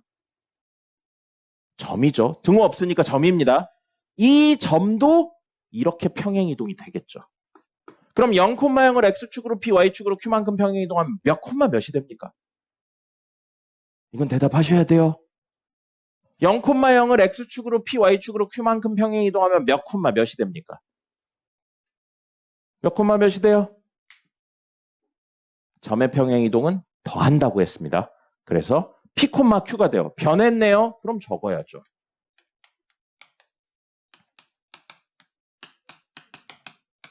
이게 되는 거예요. 누가요? 이렇게 평행이동하면요. 그럼 세 번째 이야기요. 절대값이 클수록 y축에 가깝다는데 평행이동한다고 y축에 가까운 행위가 안 변하겠죠. 그러니까 이건 똑같으니까 굳이 적지 않겠습니다. 그럼 결국 이 0,0이 어딘가 있는 p, q로 옮겨가면서 모양은 그대로인 이런 친구가 된다고요. 그게 뭐예요? 평행이동한 거라고요. 0,0이 x축으로 p, y축으로 q만큼 평행이동해버렸다고요. 그럼 이제 식 써보죠. 아까 외운 걸로 식은 x자리에 x-p, y자리에 y-q를 넣자고요. x 여기 있네요. A 곱하기 X예요. A는 건드리지 말고 X만 건드리면 됩니다. 그러면 A 괄호치고 X 마이너스 P. X 자리에 X 마이너스 P 적었잖아요. 됐죠? 그 다음에 Y 여기 하나 있네요. Y 자리에 Y 마이너스 Q를 넣을 거예요. 그럼 Y 마이너스 Q 이렇게 돼요. 그럼 얘가 뭐라고요? Y는 AX 그래프를 X축으로 P, Y축으로 Q만큼 평행이동한 친구라고요. 근데 우리 이렇게 잘 안 써요. 함수는 기본적으로 Y는 꼴로 적습니다. 그럼 얘를 Y는 꼴로 적어요. Y는 A, X-P 더하기 Q라고 적으면 여러분들이 이걸 보고 떠올리셔야 되는 거 뭐라고요? 이거 원래 Y는 AX 그래프인데 X축으로 P, Y축으로 Q만큼 평행이동한 친구를 표현하고 있구나. 그럼 그 특징들을 X축으로 Y축으로 평행이동하면 되겠구나. 그걸 아셔야 된다고요. 됐습니까? 이거예요. 적으시고요. 그럼 반대로 선생님이 얘기했죠? 첫 시간인가 두 번째 시간에 함수가 그래프가 돼요. 방정식도 그래프가 돼요. 그럼 이제 해야 되는 거 뭐예요? 그래프를 보고 함수식을 구하는 이야기를 해보겠습니다. 이게 뭐라고요? 기울기 A인 친구, Y는 AX인 그 친구를 X축으로 P, Y축으로 Q만큼 평행이동했다는 이야기인 겁니다. 미안해요. 하나 안 적었네요. 기울기 이야기하다 보니까. 우리 A 보고 뭐라고 불렀냐면 기울기라고 불러요. A 기울기라고 부르고 똑같은 의미로 X의 변화량분의 증가량이라고 표현하기도 합니다. Y의 변화량이라고 이야기를 하고요. 요걸 수학의 기호로는 델타, 삼각형 그리시고 델타 X분의 델타 Y로 표현하기도 합니다. 이것까지 적어 놓으세요. 이따 할 때 필요해요. 그래서 X의 개수를 그래프상에서 기울기라고 이야기를 합니다. 이번엔 1차 함수 식 구하기입니다. 사실 지금 적어드린 거 알고 계셔야 되는 내용이에요. 첫 번째는 뭐가 나올 거냐면 기울기가 문제에 나와 있을 거예요. 그리고 A, B를 지난다 이렇게 나옵니다. 그래서 기울기랑 점 하나 나왔을 때요. 그럼 아까 전에 두 번째 적어드렸던 거 있죠? 그 친구 생각해보면 P, Q를 지나게 됐죠. X축으로 P, Y축으로 Q만큼 평행이동하면. 그죠? 그럼 0,0이 여기로 이동했다고 생각해도 무방합니다. 그래서 원래 친구인 Y는 MX, 기울기 있는 이 친구가 있었는데 이 친구를 X축으로 A, Y축으로 B만큼 평행이동하면 무조건 A, B를 지나게 돼버리는 거죠. 그렇게 생각해도 무방합니다. 그러면 얘의 식은 이렇게 평행이동했으니까 X 자리에 X-A, Y 자리에 Y-B를 넣어주면 되겠죠. 맞죠? 그래서 Y-B는 M, X-A. 한 번 더 정리하면 Y는 M, X-A 더하기 B라고 쓰시면 되겠습니다. 됐죠? 문제의 기울기랑 점이 주어지면 생각을 원래 Y는 MX인 친구를 0,0을 그 친구의 0,0을 X축으로 A, Y축으로 B만큼 평행이동해서 여기가 됐구나라고 생각해버리면 되는 겁니다. 물론 다른 점이 이동해서 같다고 생각하셔도 되는데 그게 제일 편하게 계산할 수 있기 때문입니다. 그리고 길이가 무한대라서 이런 일이 벌어져요. 근데 그 이야기까지 하면 너무 어려우니까 빼고요. 그 다음에 두 번째요. 두 점을 주어지는 경우 있습니다. 두 점을 지나는 1차에 대한 내용이 나오고요. 그럼 그 두 점을 우리 A, B랑 C, D를 지난다. 이렇게 이야기를 해볼게요. 그렇다면 뭐가 없는 거예요? 기울기가 없는 겁니다. 기울기가 없는 거고요. 그림으로 계략적으로 그리면 이런 느낌으로 그려져 있는 거예요. A, B, C, D 이걸 지나는 직선. 그럼 우리 기울기 구하려면 아까 기울기가 뭐라고 했냐면 X의 변화량분의 Y의 변화량이고 그림상에서 X의 변화량은 이만큼이 X의 변화량이 됩니다.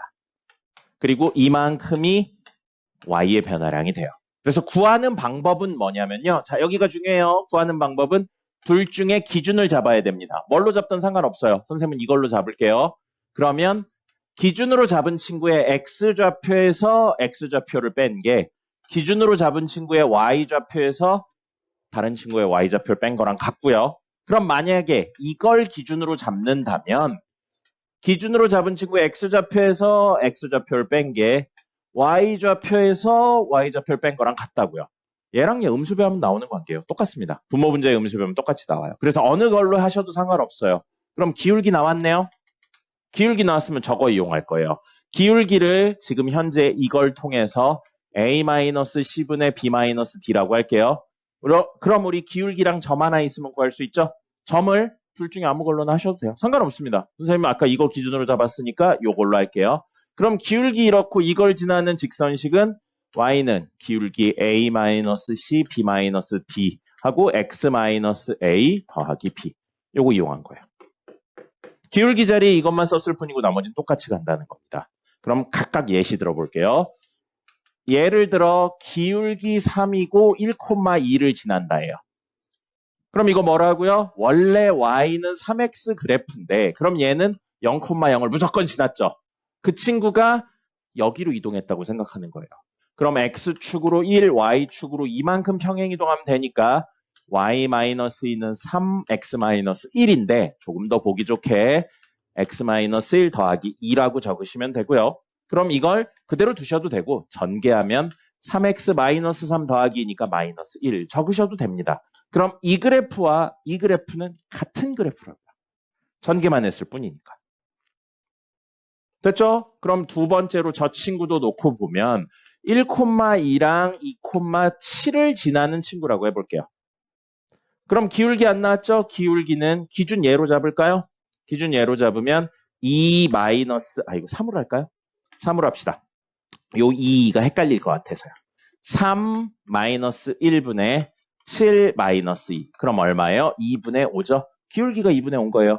그럼 기울기 2분의 5고 기준 이걸로 잡았었으니까 이게 작은 수니까 요걸로 할까요? 요거 지난다고 해볼게요. 그러면 y는 기울기 2분의 5에 이거 지나니까 x-1 더하기 2 이렇게 적으면 얘가 되는 거예요.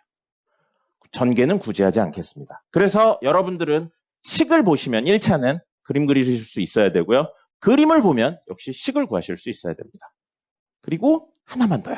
자, 이거에 의해서 x절편하고 y절편이 이제 나오기 시작하거든요. 절편이 무슨 뜻이냐면요. 절이 잘린다란 뜻입니다. 편은 조각이란 뜻이에요. 잘린 조각이라고요. 그럼 x절편은 무슨 뜻이냐면 그래프가 x축에 의해서 잘린 조각을 x절편이라고 부릅니다. y절편은요. 그래프가 y축에 의해 잘린 조각을 y절편이라고 부르는 겁니다. 그럼 그래프가 이렇게 있어요. 나중에 배워요. 이런 그래프도. 자, 그럼 여기서 x절편은 누구냐면 그래프가 x축과 만나는 여기입니다. 그래프가 누구와 만나는 x축과 만나는 점을 우리는 x절편이라고 불러요. 그럼 그래프가 똑같이 이렇게 있는데 y절편은 뭐라고요? 여기에요. 뭐? 그래프가 누구와 만나는 점? y축과 만나는 점입니다. 여러분, 만난다. 그래프가 만난다. 교점이죠. 만나서 생기는 점 교점이죠. 교점은 연립방정식의 근이라고 했었습니다. 그럼 얘는 x축과 만나는 점이니까 본래 식하고 x축을 연립해야 돼요. x축 식으로 표현하면 뭐냐면 공수 투내용이긴 해요. y는 0입니다. y축과 만나는 거죠. y축 식으로 표현하면 x는 0이에요. 그래서 x절편을 구하는 방법은 y에 0 넣었을 때 y에 0을 대입했을 때 나오는 x값입니다. 여러 개일 수 있어요. 그럼 y절편은 x에 0을 대입했을 때 나오는 y 값을 우리는 y절편이라고 부릅니다.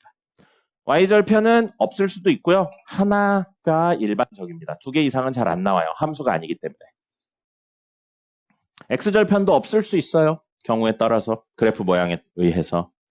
그래서 여기 있는 x절편, y절편은 그래프 개형하고 상관없이 그래프 형태랑 상관없이 늘 똑같은 방법으로 구할 수 있는 겁니다.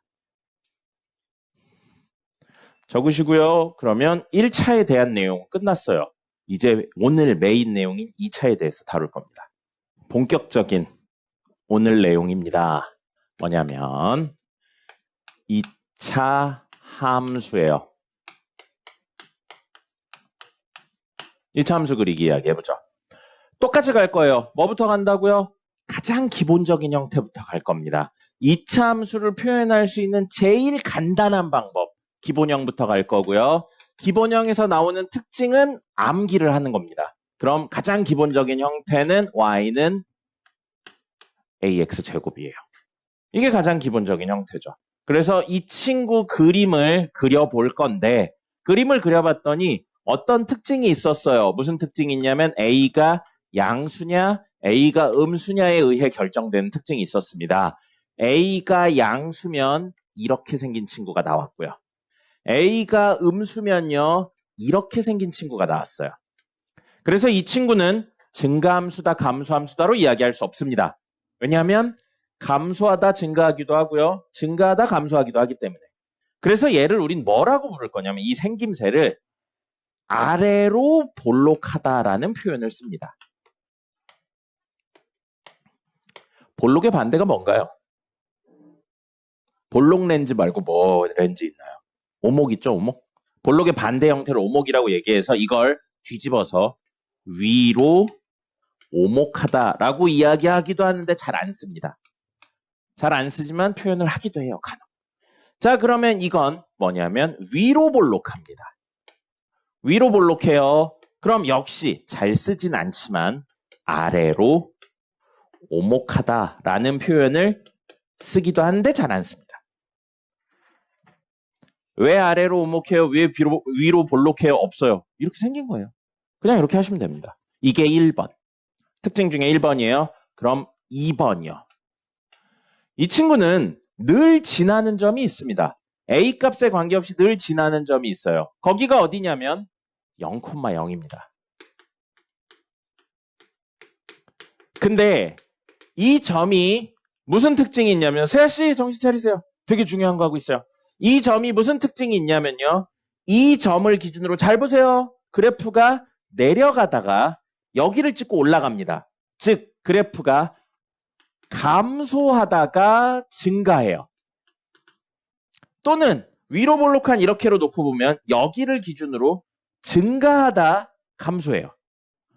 증가하다가 감소하기도 합니다. 그럼 이렇게 특별한 곳이니까 이름을 붙여줍니다. 증가하다 감소하는, 감소하다 증가하는 이런 곳을 우리는 뭐라고 부르냐면 꼭지점이라고 부릅니다. 그래서 0,0을 지난다가 사실은 0,0을 꼭지점으로 가진다예요. 자, 여러분 꼭지점이 어디야? 라고 하면 0,0이야가 맞습니다.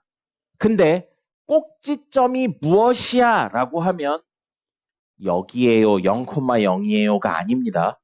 꼭지점은 뭐라고요? 그래프가 증가해서 감소, 감소해서 증가로 변하는 순간을 꼭지점이라고 합니다. 그럼 지금은 안 배우지만 이렇게 생긴 친구가 있어요. 귀엽죠? 이렇게 생긴 친구가 있어요. 그럼 이 점 보세요. 그래프가 올라가다 여기서부터 내려가죠. 꼭지점이에요. 여기도 보세요. 여기도 보세요. 올라가고 있죠. 증가하고 있죠. 내려가고 있죠. 감소하고 있죠. 그럼 여기도 뭐라고 부른다고요? 꼭지점인 거예요. 알겠습니까? 꼭지점의 의미는 그래프의 증가, 감소가 저런 식으로 변하는 순간을 우린 뭐라고 부른다고요? 꼭지점이라고 부르는 겁니다. 꼭지점이 뭐야라고 그랬을 때 0,0이요, 여기요라고 대답하시면 안 돼요. 그래프의 증가, 감소가 변하는 순간을 꼭지점이라고 이야기한다고요. 그렇게 이야기를 하셔야 됩니다. 그 다음에 3번. 아주 큰 특징이 있어요. 뭐가 있냐면 이 친구는 좌우가 대칭입니다. 좌우가 대칭이에요. 그래서 대칭이 되는 기준선, 축을 가집니다. 대칭축을 가져요. 그 대칭축이 누구냐면 얘입니다. 얘예요. 뭐처럼 보여요? Y축을 대칭축으로 가지는 것처럼 보이는데 Y축이라는 건 결론적인 이야기고요. 결국 누구를 중심으로? 꼭지점을 중심으로 좌우가 대칭이에요. 세아씨, 정신 차리세요. 되게 중요한 거 하고 있어요. 꼭지점을 중심으로 좌우가 대칭이고요. 그래서 이 친구가 옵니다. 꼭지점에 x좌표가 와요. 꼭지점에 x좌표가 와서 x는 꼭지점의 x좌표. 현재는 0이죠. 0을 무엇으로 가지냐면 대칭축으로 가집니다. 그럼 이걸 이렇게 표현하기도 해요. x는 0이 축의 방정식이다 라고 이야기를 합니다. 앞에 뭐가 생략된 거예요? 대칭이라는 말이 생략된 거예요. 그래서 축의 방정식, 대칭 축의 방정식 다 같은 이야기인 겁니다. 어디를 중심으로요? y축이라는 게 중요하지 않아요? 어디를 중심으로요? 꼭지점의 x좌표를 중심으로 좌우가 대칭인 겁니다. 됐습니까? 외우셔야 돼요. 왜 그런지 이런 건 나중에 알 수 있습니다. 그 다음에 4번. 이것도 마찬가지예요. a의 절대값이요. 아까 하던 것처럼 a의 절대값이 클수록 폭이 좁습니다. 자, 그림 하나만 보여드리면 이렇게요. 이렇게 있어요. 이게 y는 x제곱이면 그거보다 타이트한 친구야. 이거는 y는 2x제곱이 되는 겁니다. 그럼 그거보다 넓은 친구야. 그거보다 넓은 친구는 뭐가 되냐면 y는 2분의 1 x제곱이 됩니다. 그래서 이 개수가 클수록 폭이 좁아져요. 결국 그래프의 모양을 결정짓는 건 2차의 개수가 되는 겁니다. 됐죠? 왜는 없어요. 있지만 다루지 않습니다. 그래서 2차 함수는 이 4개의 특징밖에 없어요. 최고차의 개수에 의해서 결정되는 두 가지, 아래로 볼록이냐 위로 볼록이냐, 폭이 얼마나 넓냐 좁냐, 그 다음에 꼭지점에 의해서 결정되는 두 가지, 이거밖에 없습니다. 4개밖에 없는 거예요. 안 어렵죠? 됐죠? 자, 그럼 아까 하던 것처럼 이걸 어떻게 할 거예요? 평행이동할 겁니다. X축으로 P, Y축으로 Q만큼 무엇 한다고요? 평행이동할 거예요. 그럼 이번엔 식부터 적어볼까요? X 자리에 X-P, Y 자리에 Y-Q를 넣으면 됩니다. 그럼 여기 X제곱 있죠? X제곱 풀어서 적으면 X 곱하기 X예요. 맞죠? 그래서 X제곱이에요. 그럼 여기에도 X-P를 넣고요.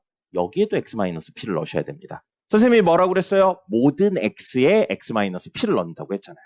그래서 X제곱 말고요. X에 모두 X-P를 넣는 거예요. 그럼 식은 Y-Q는 A에 X-P, X-P 이렇게 됩니다. 이걸 정리할게요. 뭐가 돼요? Y는 A, X-P의 제곱 더하기 Q입니다. 그럼 여러분들은 이거 보고 무슨 생각하셔야 된다고요? 이런 식을 보고. 원래는 Y는 AX 제곱 그래프였는데 X축으로 P, Y축으로 Q만큼 평행이동했구나 라는 생각을 해야 된다는 겁니다. 그냥 숫자구나로 끝나시면 안 되고요. 그럼 역시 똑같이 생각해 볼게요. 아래로 볼록한 그래프가 있는데 좌우나 위아래로 움직인다고 해서 아래로 볼록한 형태가 바뀝니까? 안 바뀌죠? 그럼 아래로 볼록인 거 그대로겠네요. 위로 볼록인 친구가 있는데 좌우나 위아래로 움직인다고 해서 모양이 바뀌어요? 안 바뀌죠. 그럼 이건 똑같다고요. 1번 A가 0보다 크면 아래로 볼록, A가 0보다 작으면 위로 볼록. 이건 똑같아요. 그럼 2번이요. 0,0을 지난다 했었죠. 이게 꼭지점이라고 했고요. 점인가요? 도형인가요? 0,0은. 점이죠. 그럼 그걸 X축으로 P, Y축으로 Q만큼 평행 이동하면 꼭지점이 몇 콤마 몇이 된다고요? P, Q가 되겠죠. 외우는 거 아니에요. 이해하는 거예요. 활용해서. 그럼 지금 여기가 꼭지점이죠. 감소해서 증가로 변한 이 순간 여기의 좌표가 P, Q라고요. 여기의 좌표가 P, Q라고요. 이 식은요. 그 다음에 3번. 뭐에 대한 내용이었나요? 3번. 대칭축에 관련된 내용이었어요. 선생님이 그럼 대칭축은 0,0이다라고 안 했죠? 대칭축은 누구랑 관련이 있다고 그랬어요? 꼭지점하고 관련이 있다고 그랬죠. 꼭지점을 중심으로 좌우가 대칭이라고요. 그래서 축의 방정식은 X는 이거 식으로 표현하면 X는인 거예요. X는 꼭지점의 X좌표, 꼭지점의 X좌표 P. 이게 축의 방정식이에요. 자, 그럼 평행이동한다고 폭이 변해요? 안 변해요? 폭의 결정짓는 요소는 A의 절대값의 크기일 뿐이었잖아요. 평행이동해봤자 폭은 안 변하죠? 그러니까 4번은 굳이 쓸 필요가 없는 내용입니다. 여기서. 뭐요? 외운 거 4개의 평행이동을 활용했을 뿐입니다. 됐나요? 이렇게 접근하시는 거예요. 모든 그래프는 이렇게 접근됩니다. 그럼 여러분들이 외우셔야 되는 건 이것도 외우는 게 아니에요. 뭐만 외워요? 모든 그래프의 기본형만 외우는 겁니다. 됐죠? 그럼 이런 걸 이름을 붙여주긴 해요. 이렇게 평행이동해서 딱 보면 평행이동했네 알 수 있는 걸 우리 표준형이라고 부릅니다. 스탠다드라는 의미로 이렇게 쓰기도 합니다. 여기까지 오면 다 한 거예요.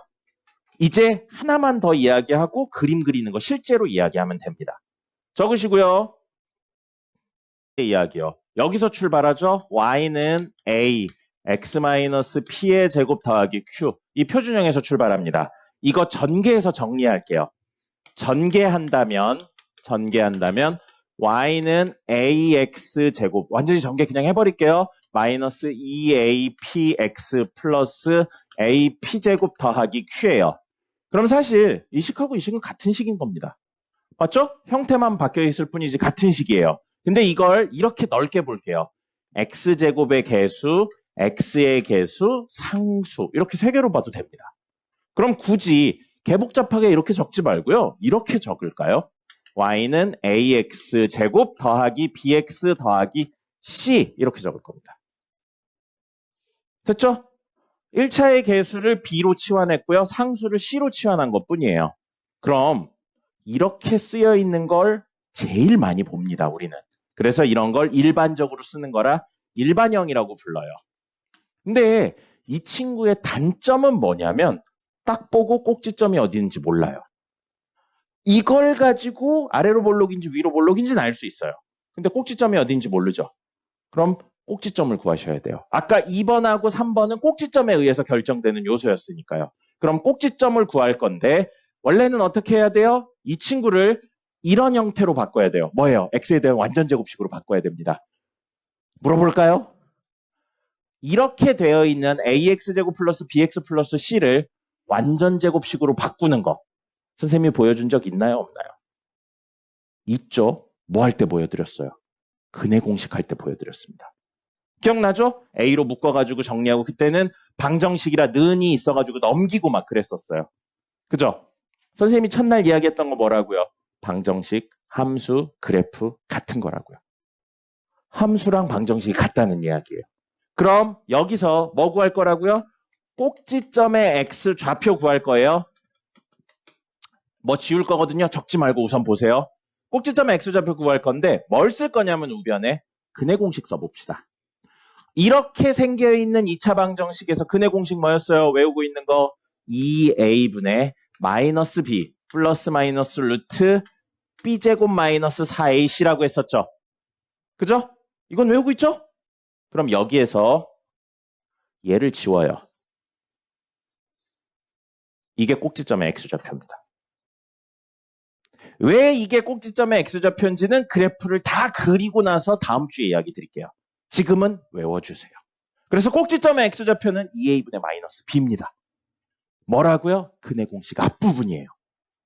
근해 공식 뒷부분인 루트 땡땡땡은 뭐였어요? 판별식. 근해 공식 앞부분은 뭐라고요? 꼭지점의 x좌표. 자, 그러면 꼭지점의 y좌표는요. 간단해요. 무슨 소리냐면 대입하면 됩니다. x좌표를 대입하시면 나오는 게 y좌표예요. 식으로 쓰지 않겠습니다. 예시를 보면 아주 간단해져요. 예를 들어 y는 2x제곱 마이너스 4x 플러스 3이에요. 이거 완전제곱식으로 만드는 거 생각보다 귀찮습니다. 근데 아래로 볼록이에요? 위로 볼록이에요? 최고차의 개수가 양수죠? 아래로 볼록입니다. 그죠? 그 다음에 꼭지점 구할 거예요. 꼭지점의 x좌표는 뭐가 돼요? 마이너스 2a분의 b라고요. 얼마입니까? 마이너스 2a분의 b라고요. 얼마예요? 있죠? 맞죠? 그럼 여기 x좌표가 얼마라고요? 1이에요. y좌표는요? 대입하라고요. 여기 1르면 얼마예요? 야, 이건 대답할 수 있죠. 1르면 얼마예요? 1이죠. 1르면 1이죠. x의 1르면 y값 1이죠. 그럼 이건 뭐라고요? 최고차의 계수 a는 2고 1,1을 꼭지점으로 한다고요. 식 반대로 세울 수도 있겠네요. 2 괄호치고 x-1의 제곱 더하기 1 이 되는 겁니다. 이거예요. 그럼 그림 그려보죠. 몇 콤마 몇을 꼭지점으로 한다고요? 1,1이요. 아래로 볼록 위로 볼록. 아래로 볼록이에요. 근데 이렇게 아래로 볼록이에요. 그럼 분명히 y축과 만나겠죠. y축과 만나는 점 뭐라고 부른다고요? y절편. 구하는 방법 뭐라고요? x에 0 넣었을 때 나오는 y값. 그럼 이 식에 0 넣어도 되는데 이 식에 0 넣으면 훨씬 간단하죠. 이 식에 x에 0 넣으면 y값 얼마 나와요? 3. 그러면 3이면 요걸 1로 놨잖아요. 비율 대충 맞춰야죠. 2, 3. 여기쯤 있겠네요. 3 적으시고 이렇게 하는 겁니다. 그림 이렇게 그리시면 되는 거예요. 계략적으로 그릴 거니까요. 좌우 대칭 생각하면서 그리시면 됩니다. 됐죠? 어려울 거 없죠? 이렇게 그린다는 겁니다. 됐죠? 교재에 적어야 되는 필기는 이게 끝입니다. 이제 실제로 그래프 그리는 이야기 해드릴게요. 적으세요. 프린트 보겠습니다. 프린트 보세요. 보고 나서 합시다. 자, 첫 번째 페이지 5페이지라고 적혀 있어요. 그리고 제일 마지막 페이지 펼쳐보시면 17페이지라고 적혀 있습니다. 그럼 몇 쪽 있는 거예요? 13쪽 있습니다. 한쪽에 4문제씩 있어요. 그럼 총 몇 개예요? 13 곱하기 4 하면 얼마입니까? 52개죠? 52개 그려오셔야 돼요. 언제까지? 월요일까지. 그리고 방금 욕하지 않았어요? 씨발. 예, 자 여기 보세요. 그러면 이거 있죠? 첫 번째 페이지에 왼쪽 밑에 이거 있죠? 옆에 이거 적으셔야 돼요. 꼭지점이라고 쓰세요. 이거 꼭지점 몇 콤마 몇입니까? 0,0이죠. 기본 0이잖아요. 그럼 꼭지점 0,0이니까 그림 그릴 거예요. 그림 그릴 건데 0,0을 꼭지점으로 하면서 3x제곱이죠. 다른 친구들 보시면 x제곱, 2x제곱, 4x제곱이에요. 그럼 다른 친구들에 비해서 좁게 그려주시면 좋을 것 같아요. 아래로 볼록인 건 맞는데 폭도 어느 정도 생각해서 그려주세요. 옆에 있는 4x제곱은 이거보다 더 좁게 그려야겠죠. 위에 있는 2x제곱은 조금 넓게 그리시면 되겠죠. 그럼 폭도 어느 정도 생각해서 그려달라고요. 알겠죠? 그래서 똑같은 걸 여러 개 넣어놓은 겁니다. 아래로 볼록, 위로 볼록 똑같은 걸. 자, 7페이지 보죠. 7페이지 보세요. 7페이지부터 이제 추가되는 내용이 있어요. 오른쪽 위에 거 볼게요. y는 x제곱 빼기 1이에요. 그럼 이건 y는 x제곱 그래프를 넘겨서 생각하면 y 플러스 1이라고 적은 거죠. 이 그래프의 y자리에 y 플러스 1이라고 적은 걸 정리하면 얘가 된 거예요. y자리에 y 플러스 1이라고 적었다는 건 y축으로 마이너스 1만큼 평행이동한 겁니다. 옆에 이걸 적으셔야 돼요. 원래 그래프 평행이동한 값. 어느 축으로 얼만큼 평행이동했는지. 그럼 꼭지점의 좌표가 몇 콤마 몇이 되는 거예요? 0, 마이너스 1이 되는 겁니다. y축으로 평행이동한 것만 적용이 되죠. 이거 적어주시고요. 그림 그려보죠. 0, 마이너스 1이래요. 어디 있어요? 여기쯤 있다고 할게요. 이거 적으셔야 돼요. 그림에 표시하셔야 됩니다. 이거 0,0 표시하셔야 돼요. 그림에. 이렇게 한 다음에 아래로 볼록 위로 볼록. 최고차의 계수 양수니까 아래로 볼록 하죠. 그럼 y축과 만나는 건 이거예요. 축이래. 꼭지점이 y절편과 겹쳐버렸어요. 그럼 굳이 표현하지 않는데 생각해봐요. 이렇게 하면 분명히 어디랑 만나냐면 x축과 만나요. 그리고 나서 생각하지 말고요.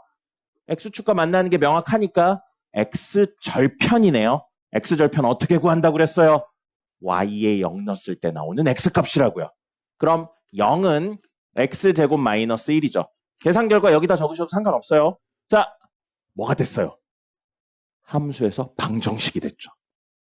그럼 x제곱 마이너스 1은 0. 이거 인수분해하면 뭐예요? x 마이너스 1, x 플러스 1입니다. 그럼 얼마랑 얼마라고요? 1하고 마이너스 1이라고요. 그럼 비율 맞추세요. 이거 길이 1이죠? 그럼 여기쯤 마이너스 1 잡으면 안 돼요. 비슷하게 해주세요. 여기쯤에 마이너스 1 이렇게 잡아야겠죠. 길이 비슷하게 여기쯤 1 잡아야겠죠. 그러면서 아래로 볼록한 이런 그래프를 그려주라고요.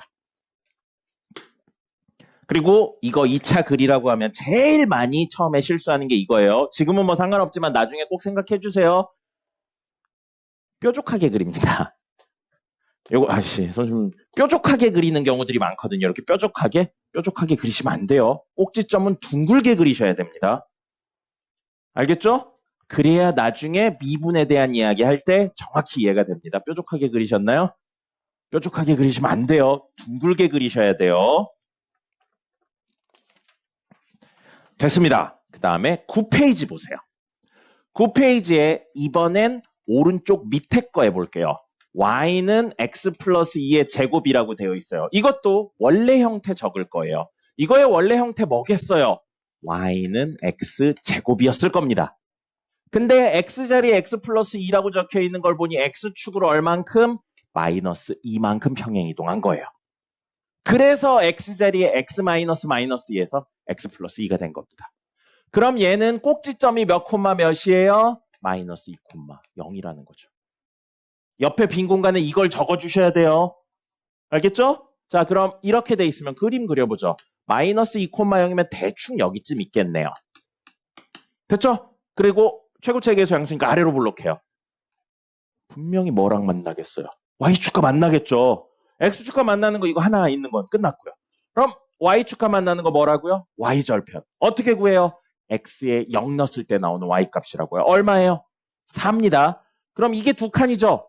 2배 정도 떨어지게 해줘야죠. 여기쯤 4라고 적어야죠. 여기 4 해놓고 이렇게 적으시면 안 된다고요.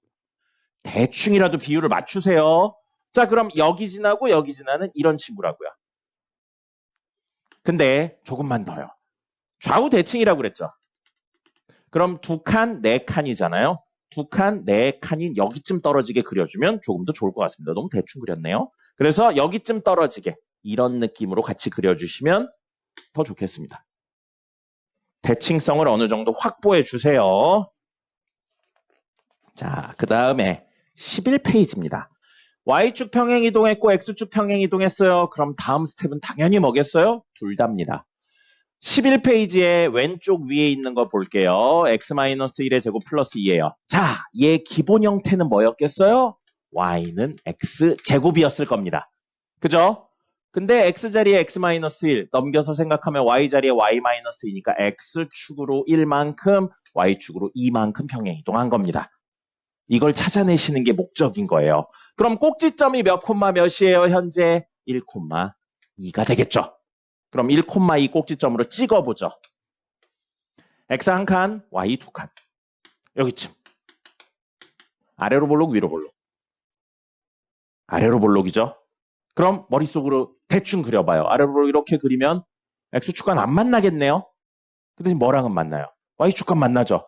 y축간 만나는 점 어떻게 구한다고요? x에 0 넣었을 때 나오는 y값. x에 0 넣으면 y값 얼마 나와요? 3 나오죠. 그럼 여기가 두 칸이니까 요만큼 떨어진 여기쯤 떨어지게 3 쓰시고 이렇게. 그리고 가능하면 여기 한 칸 한 칸이니까 한 칸 한 칸인 여기도 지나게 그림을 그려주시면 더욱더 좋겠죠. 이걸 적으셔야 돼요, 꼭. 자, 이제 두 종류만 더하면 끝납니다. 다음 13페이지 보세요. 13페이지 보시면 오른쪽 위에 거 보죠. y는 x-1, x 플러스 2라고 되어 있어요. 뭐가 되어 있나요? 인수분해가 되어 있습니다. 인수분해가 되어 있는데 전개하지 마세요. 인수분해 되어 있는 거 전개하는 경우 그렇게 많지 않아요. x제곱의 개수 양수인가요? 음수인가요? 양수죠. 아래로 볼록해요. 근데 이거 함수잖아요. 만약에 0은 x-1, x 플러스 2라면 뭐가 되는 거예요? 방정식이 되는 겁니다. 그럼 이렇게 만든 건 뭐처럼 보이냐면 얘랑 y는 0을 연립한 것처럼 보입니다. 맞죠? y자리에 0 넣었으니까. 그럼 y는 0이 뭐냐면 사실은 x축이 바로 y는 0입니다. 그럼 연립방정식의 근이 뭐라고 했죠? 선생님 이거 두 번째 시간인가 첫 번째 시간에 했어요. 연립방정식의 근은 교점입니다. 그럼 이 2차랑 x축의 교점은 요 근이라고요. 이거 근 얼마랑 얼마예요? 1하고 마이너스 2죠. 그죠? 그러면 X축, Y축 그렸는데 여기 1하고 여기 마이너스 1이구나. 여기 1하고 여기 마이너스 2가 누구? 이 그래프와 X축과의 교점이라고요. 됐나요? 아래로 볼록 위로 볼록. 아래로 볼록해요. 그럼 점은 찍었는데 아직 그리지 마세요. 아래로 볼록해요. 분명히 어디 만나겠어요? Y축과 만나죠. X축과 만나는 건 이미 했어요. 아까 X축과 만나는 거 할 때 Y는 0에서 정리한다고 그랬잖아요. 그 얘기를 이미 한 겁니다. 그럼 Y축과 만나는 점이니까 그냥 이 식에 X에 0 넣으면 돼요. X에 0 넣으면 얼마 나오나요? 마이너스 2 나오죠. 그러면 마이너스 2니까 두 칸이죠? 이거 두 칸이 여기쯤 여기 떨어질 거예요. 뭐 안 구했어요? X절편 구했고 Y절편 구했는데 뭐 안 구했습니까? 꼭지점 안 구했죠. 이차 함수는 어디를 중심으로 좌우가 대칭이라고 그랬죠? 꼭지점을 중심으로 좌우가 대칭이라고 그랬어요. 그럼 생각해 볼게요. 마이너스 2와 1의 가운데가 바로 꼭지점이 있겠죠. 대칭인 구조니까요. 그럼 마이너스 2와 1의 가운데 어떻게 구해요? 둘 더해서 반으로 나누면 됩니다. 마이너스 2랑 1 더하면 마일 반으로 나누면 여기쯤 있는 마이너스 2분의 1. 여기가 꼭지점이라고요. 됐습니까? 그럼 꼭지점의 X좌표 구했네요. Y좌표는 어떻게 구해요? 대입해서 구하시면 됩니다. 그럼 대입하면 여기다 X에 마이너스 2분의 1 대입하면 마이너스 2분의 3 곱하기 2분의 3. 얼마? 마이너스 4분의 9네요. 4분의 9면 대충 얼마예요? 마이너스 2보다 조금 작은 수죠? 마이너스 2가 여기 있네요. 그거보다 조금 밑에쯤에 뭐가 있는 거예요? 마이너스 2분의 9마 마이너스 4분의 9가 있는 겁니다. 됐죠? 그럼 여기 지나야 되고 여기 지나야 되고 여기를 꼭지점으로 하니까 그림은 이런 느낌으로 그려지겠죠. 됐습니까? 굳이 인수분해 되어 있는 걸 풀어내지 않습니다. 인수분해 그 자체로 푸시면 돼요. 저거에 0으로 만드는 근이 뭐라고요? X절편입니다. 됐죠? 자, 마지막 15페이지 보겠습니다. 15페이지가 아까 이야기했던 일반형입니다. 이것까지도 하실 수 있어야 돼요. 15페이지에 첫 번째 거 보죠. 왼쪽 위에 있는 거. y는 x제곱 플러스 5x 마이너스 6이에요. 자, 몇 가지 방법이 있는데 우선 기본적으로 하고요. 조금 다른 이야기까지 해볼게요. 자, 이거 꼭지점의 x좌표 구할 거예요. 꼭지점의 x좌표 뭐라고 그랬어요? 마이너스 2a분의 b입니다. 맞죠? 그러면 마이너스 2분의 5가 꼭지점이에요. y값은 뭔가요? 대입하면 됩니다. 대입하면 그냥 쓰세요. 그러면 마이너스 2분의 5 제곱하면 4분의 25 마이너스 2분의 25 빼기 6이에요. 이거 정리하면 마이너스 4분의 25고 이거 정리하면 마이너스 4분의 24예요. 숫자가 왜 이렇게 그지 같나요? 내가 만들었는데 이거 플러스죠. 마이너스 맞구나. 이렇게 돼요. 그러면 숫자 그지 같네요. 마이너스 4분의 49예요. 그럼 개 크네요. 12.25입니다. 마이너스 12.25예요. 그러면 꼭지점의 좌표는 4분의 49 해서 마이너스 2분의 5 그럼 대충 마이너스 2.5 여기쯤 있겠죠. 마이너스 2 여기쯤 있어요. 그리고 마이너스 4분의 49니까 한참 밑에 있습니다. 여기쯤 있을 거예요. 그래서 마이너스 2분의 5 콤마 마이너스 4분의 49 이렇게 적으시고요. 꼭지점 적고 아래로 볼록하죠. 분명히 X축과 만나는 점, Y축과 만나는 점이 있을 거예요. Y축과 만나는 점은 X에 0 넣어요. 얼마 나와요? 마륙. 이게 마이너스 12점 얼마였으니까 마륙이면 대충 중간쯤 있는 여기에 있겠죠. 그 다음에 Y에 0 넣어요. 사실 이걸 때문에 낸 문제거든요. Y에 0 넣어요. Y에 0 넣으면 2차 방정식이네요. 이거 인수분해 되나요? 사실 여러분들이 이걸 보고 이거 인수분해 되네부터를 아는 게 처음이긴 합니다. 근데 그건 이제 문제를 많이 봐야 되는 거고요. 그럼 이거 인수분해해서 하면 x 더하기 얼마냐? 6하고 x 마이너스 1이니까 여기 1에서 만날 거고요. 한참 옆에 있는 마이너스 6에서 만나겠죠. x절편 표시했네요. 그럼 여기 꼭지점 y절편, x절편, x절편이니까 그림은 이런 식인 겁니다. 그리고 사실 이 문제는 뭘 의도하고 낸 거냐면 꼭지점이 분수가 나왔죠. 그럼 대부분 고등학교 문제에선 정석 빼고요. 고등학교 문제에선 꼭지점이 분수로 나오면 직접 구하는 경우 그렇게 많지 않습니다. 근데 지금은 처음이니까 그냥 한 거고요. 꼭지점이 분수로 나오면 높은 확률로 X절편이나 Y절편이 정수가 나오면서 그 친구들만 이용하는 경우가 많습니다. 100%는 아닌데 한 90% 정도는 돼요. 그래서 꼭지점 이야기 나왔는데 분수 떨어지면 어떻게 해요? 이걸로 정리합니다.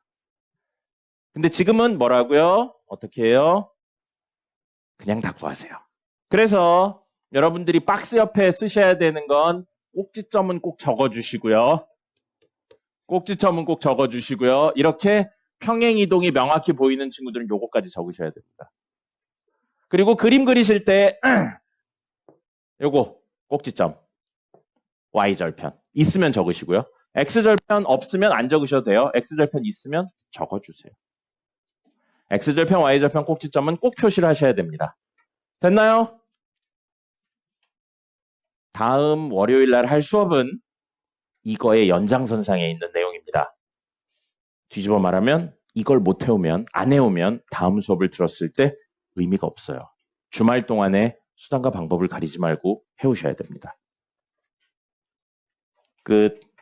10분 쉬었다가 바로 테스트 봐야겠네요.